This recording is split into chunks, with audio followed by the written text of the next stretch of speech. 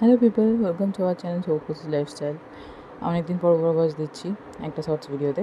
এটা ছিল আমার 7 মাসের স্বাদের একটা কাস্টমাইজ করার থালাবাটি কাস্টমাইজ করার একটা ভিডিও। মাটির থালাবাটিতে খুব ইচ্ছে ছিল যে কাস্টমাইজ করা বাটিতে খাবো। তো আমি ভাবলাম নিজের জন্য বানিয়ে নিই। তো প্রথমেই থালাগুলোকে এইভাবে ধুয়ে শুকিয়ে আর এইভাবে লাল রঙ করে নিয়েছিলাম। আমি একদমই প্রফেশনাল নই, তাই এটা একদমই নিখুঁত হয়নি আর পারফেক্টও হয়তো হয়নি, বাট নিজের মনের মতন করে ডিজাইন করছিলাম, নিজের জন্যই বানাচ্ছিলাম, তাই এত ভয় টয় পাইনি। যা হবে নিজের জন্যই হবে। তো বাটিতে ডিজাইনগুলো করেছিলাম ঠিক এরকম টাইপেরই লুকটা এসেছিলো। এই যে এটা ফাইনাল লুক ছিল বাটির।